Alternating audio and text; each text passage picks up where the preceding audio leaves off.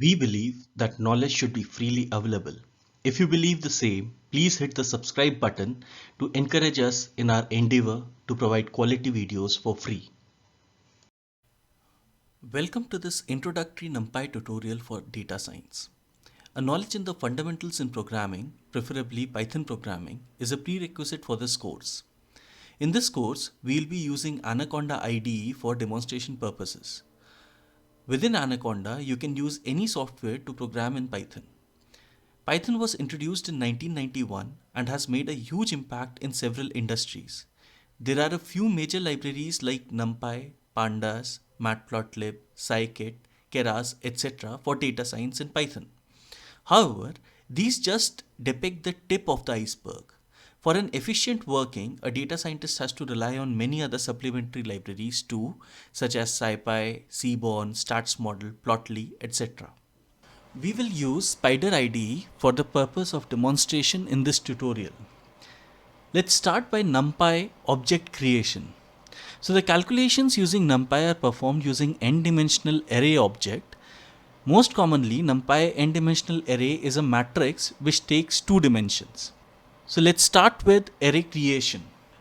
A NumPy n-dimensional array inputs a basic Python list as an argument along with an explicit data type. For example, we can declare an array arr1, use the function nppArray and give the list of elements, and then define data type. To use np.array, you need to import numpy as np. Now if you print this array and execute the set of, it's array 1. So the array will be printed. You can print the type of this array, which will give the data type of this array. Also, you can see the result type using np.result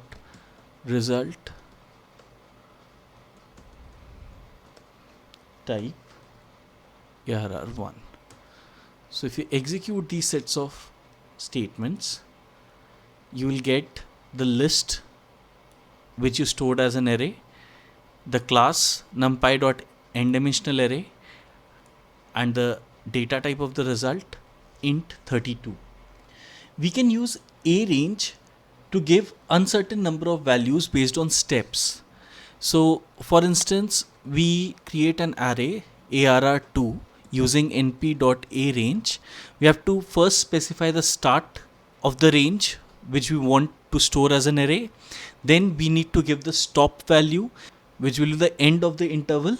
Say I give 100, and then I have to give the step value. Say in this case, if I give a step value of 2.45, I can get an evenly spaced array with a step of 2.45. And say if I give the data type of this array as float, then the system will automatically create an array arr2 which will start from 0, end at 100. 100 is not inclusive of the range. Anything till 100 will be included in the range, and there will be a step function, a step of 2.45 units. Now we can print this array that we just now created. So let's see what we get. So in np.arange function, you don't know the number of values that the system is going to create between the given range. Say if you know the starting of your range and the ending of your range, and you want some specific sets of values or some specific number of values between those ranges in your array, then you can use the function np.linespace. What you can do is print np.linespace, and then you can give the start of your interval, say 0. You can give the end of your interval, say 180, and give the number of values you want in your array. Say I want 15 values, and finally you can give the data type of this array, which in this case I'm giving as float. So if you execute this set of statement, then the system will create an array with 15 values which are evenly spaced, with the first value being 0 and the last value being 180. Next, let us talk about matrix creation using NumPy. There are three ways to create matrix using NumPy. The first is to create the matrix using NumPy array function. Second is to use NumPy's inbuilt matrix function. And the third way of creating matrices are to use miscellaneous functions like ones, zeros, etc. So let's see the first method of creating matrices in NumPy. See, this is the method 1. Another thing, in order to comment in Python, you can use 3 apostrophes or hash sign. So this is for comment 2, or else if you want a different kind of comment, then you can use 3 apostrophes, and then you can write, say, method 1 creating a matrix using array and reshape. Then you can end this comment and then start your code. For instance, I want to create an array using np.array function, and let's give the elements as, let's give 6 elements here to create a 3x2 matrix. Now I can just write dot reshape 2x3. So if I execute these sets of statements, the system will create a matrix here with the elements that I gave, and it will reshape it according to my code. Second method to create a matrix is to use the matrix function.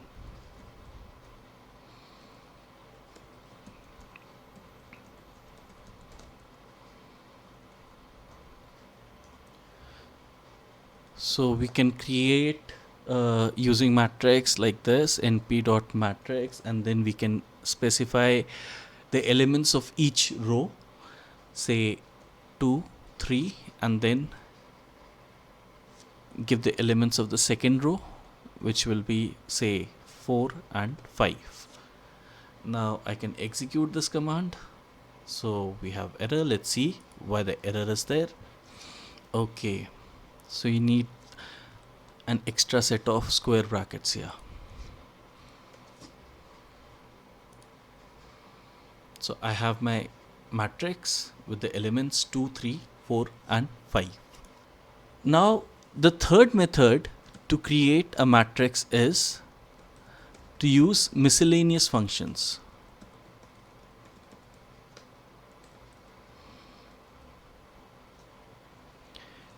We can use miscellaneous functions like np.I, which will give us a 3x3 identity matrix.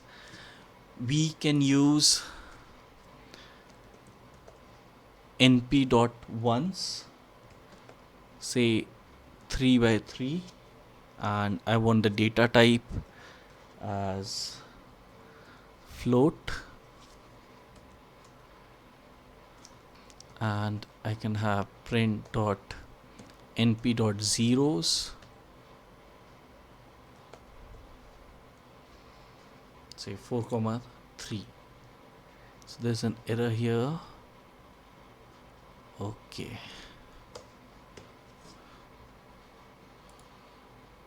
Now let's execute these set of statements. So the system automatically generates a 3x3 identity matrix, 3x3 matrix filled with elements as 1, and a 4x3 matrix filled with zeros. So let's clear the screen and move to our next topic, which is vectorized operations. Let's create 2 matrices, say s_1 is equal to np.matrix. Let's give the elements 3, 4, 5 and 6, 7 and 8.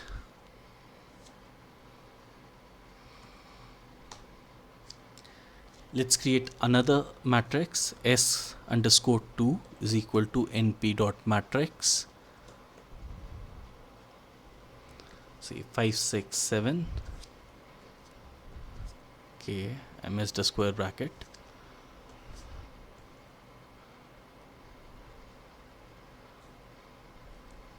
And say 9, 10, 11.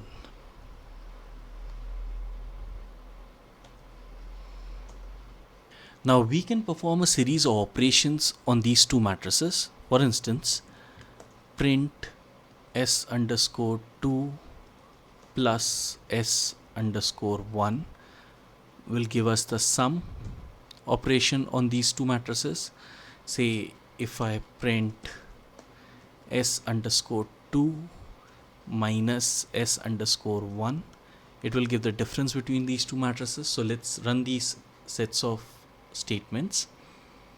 The system gives us 3 plus 5, 8, 4 plus 6, 10, 5 plus 7, 12, and so on and so forth.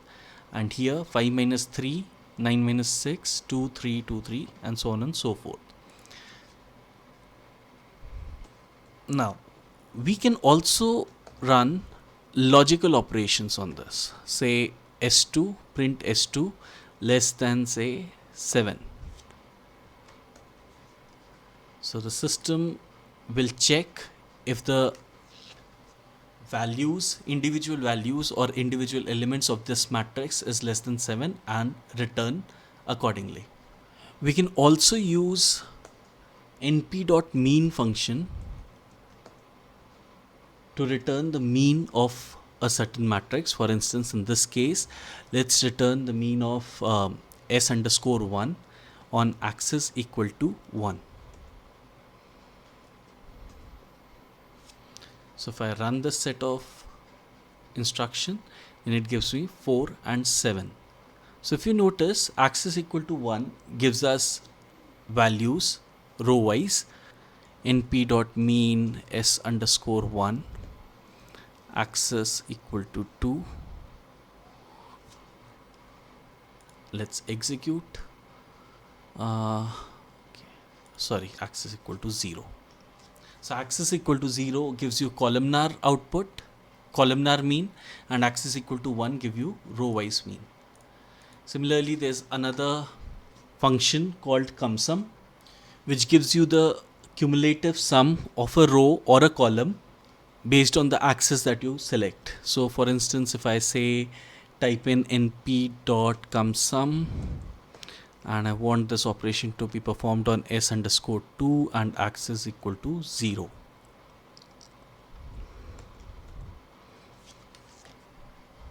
So it gives you 5, 14, that is 5, 5 plus 9 is equal to 14, 6, 6 plus 10 is equal to 16, and 7, 7 plus 11 equal to 18. This is columnar cumulative sum. Similarly, you can get row wise cumulative sum with axis equal to 1. Next, let us discuss about image manipulation in NumPy. Let's clear these statements. For this section, you need OS library installed in your system, which is a default library, so you have nothing to do to install OS library. You need to install SK image library in your system. For this section, let's import os.path. You need to import from skimage.io.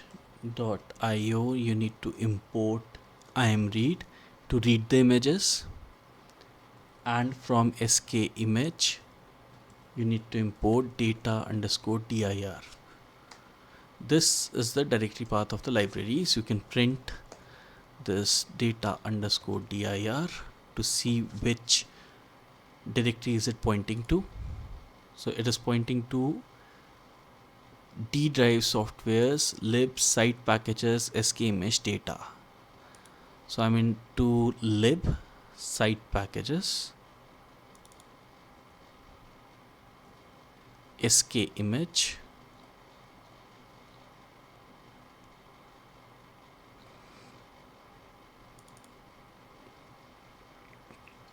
and data. So I have a set of pictures on which I can use my NumPy functions and operate on. So we'll start by operating on this image, which is checker underscore by level. So let's go back to our Spider IDE. Let's remove these print commands. And now let's store an image by reading os.path.join. You need to join the data underscore dir path and your file name, which is checker underscore by level dot png. Now Python has read the image checker underscore by level dot png into the variable img, and now you can perform image related operations using this variable. We can retrieve common attributes of an image like shape, number of dimensions, size, etc. And we can also deploy methods like transpose, reshape, sort, and compression on this image. You can use the command type and the image variable to know the type of this image. You can use the command image.endim to find out the number of dimensions in this image. You can use image.shape to find out the number of rows and columns in this image. You can use image.size to find the total number of elements in the image. You can use print.image.item size to know the size per element in bytes. And then you can use image.nbytes to find out the complete size of the image. Now if I execute this set of instructions or statements, this is the output that I'm going to get. The image has the class numpy.ndimensional array. The number of dimensions in the image are 2. The shape of the image, that is the rows and columns, are 10 cross 10, and the size of the image is 100. Element wise size of the image is 1, and size of the complete image is 100 bytes. Next we will discuss on how to take the transpose of this variable. For transpose, you can create a new variable, say image underscore t, and you can take the transpose by writing the variable name dot t. You can also sort this image. Say I create a copy of this image using img.copy, and I can type image underscore srt dot sort, and I can give access equal to 0, which will give me a columnar sorting. Finally, we can also compress the image. Say I create another copy of our existing image underscore cmp, and you can store the compressed image in image underscore cmp using img cmp dot compress true false true 0 1 1 1 0 0 and 1. Now you can print the shape of the compressed image using print image underscore cmp dot shape. So if you see, the original image was 10 by 10. Now the new image or the compressed image is 6 cross 10. You need to import matplotlib dot pyplot as plt, and then you can use plt.imshow and image details, cmap equal to grays and then you can see this image. Let us clear this piece of code and move to the next topic.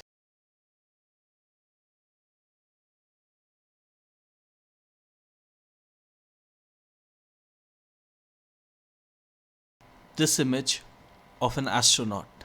So let us read that image in a variable img using imread.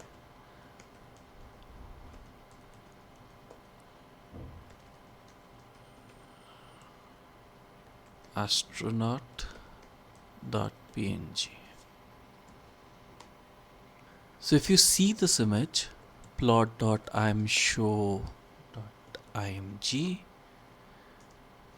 Okay, before doing that, we'll have to import matplotlib. Import matplotlib.pyplot as plt. So if we see the image of the astronaut, then what we are going to do is that we will take this image. Basically, we'll cut out this rocket out of the original image. Then we will change the color scheme of the rocket and then fix the new rocket image back to its place in the original image. So first of all, let us make a copy of the image. Next, let us slice the image.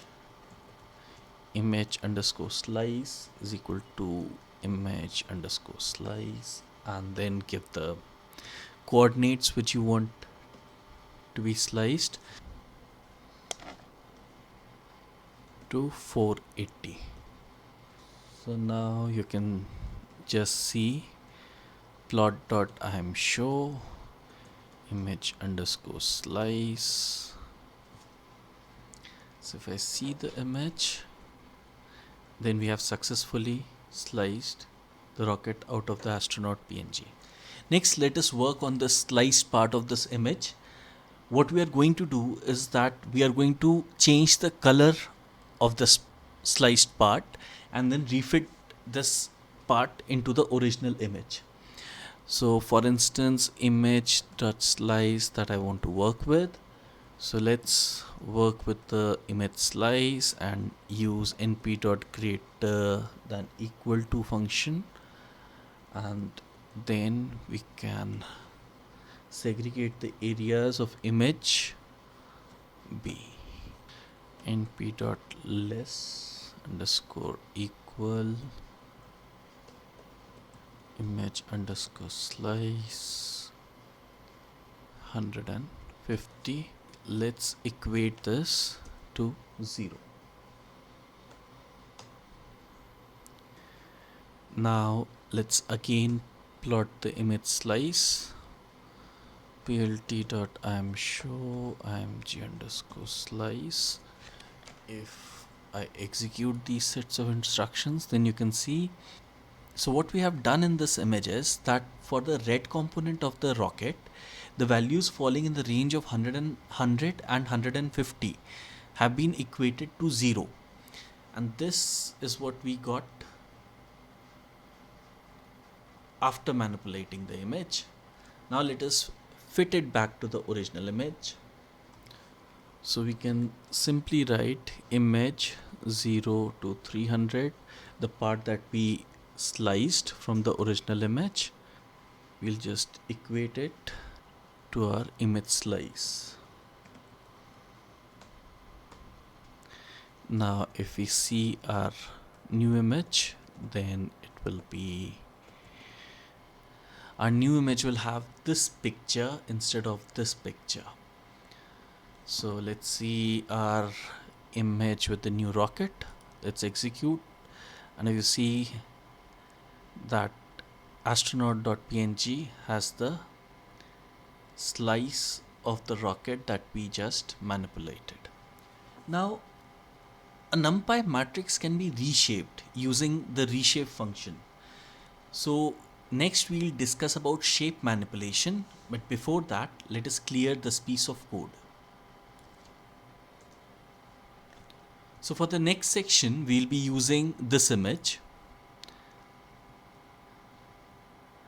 ihc.png. First of all, we'll read the image into a variable using the command imread os.part.join data underscore dir and the file name, which is ihc.png. Next, we'll create copies of this variable and we'll store it in h underscore slice, which I'll store an image copy, and we'll store another copy in v underscore slice, which we'll use for splitting the image vertically. The earlier one we are going to use to split the image horizontally. Now we can horizontally split the image using np.hsplit. Give the image name and give the index. So this command is going to split the image horizontally into two parts. Similarly, we can use np.vsplit to slice the image into, say, 4 parts.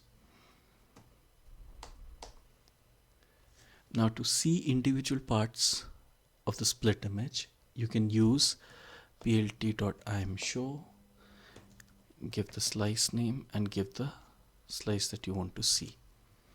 Similarly, for vertical split, you can use plt.imshow v underscore slice and the part that you want to see, which is 1. So if you execute these lines of code, the system is going to show you the horizontal split and vertical split. So basically what the system has done is they have split the original image. So if you see, the original image was img. So if you plot this now, this is the original image.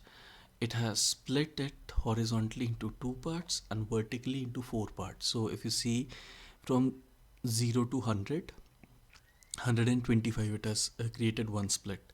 So this image is from 0 to 500. So it has split it basically into this 1, 2, 3 and 4 vertical splits.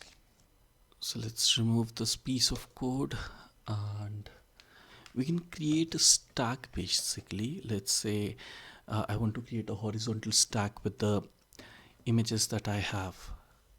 So what I'll do is I'll create a horizontal stack using np.hstack and I'll give the slices which will create the stack. Slice 0. So I'm just rearranging the slices in a decreasing fashion. And now if you see the figure,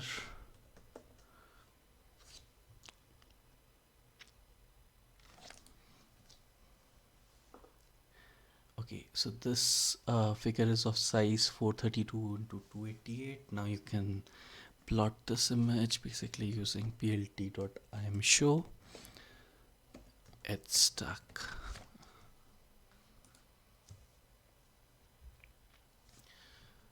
So it has the system had horizontally split this into 2 parts. This was the first part, this was the second part. Now I have rearranged it in such a way that the second part has become the first part and the first part has become the second part. Similarly, you can also stack vertically.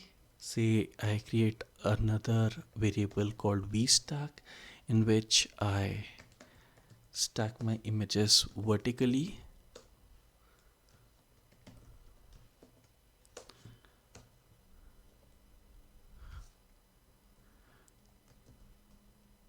V underscore slice 0 and let's see dot imshow v underscore stack. Let's see what does this piece of code result in. So if you see, various vertical splits have been stacked, and similarly you can stack all 4 splits. Say I want to stack the second part, and you can also reuse it to stack various splits. So if I execute this piece of code, it will give me an image which is stacked in a haphazard manner. Basically, it doesn't make any sense, but this section basically shows you that we can work on images using Python, and we can create meaningful data out of it. So this brings us to the end of this short tutorial on NumPy, which is a prerequisite for future data science courses. So if you are interested in the topics of data science, please subscribe to our channel. So basically, in this course, we discussed about object creation. We created arrays and matrices. All kinds of matrix operations are possible using NumPy functions. And then we saw how to play with images using NumPy, and how to slice, dice, and refit the images using NumPy. Also, we learned about stacking, uh, slicing the images horizontally and vertically, and then stacking them back together. Before winding up, I would like to appeal to you that if you believe in our belief of knowledge being free for everyone, please subscribe our channel, which will encourage us to deliver quality videos regularly. Thank you.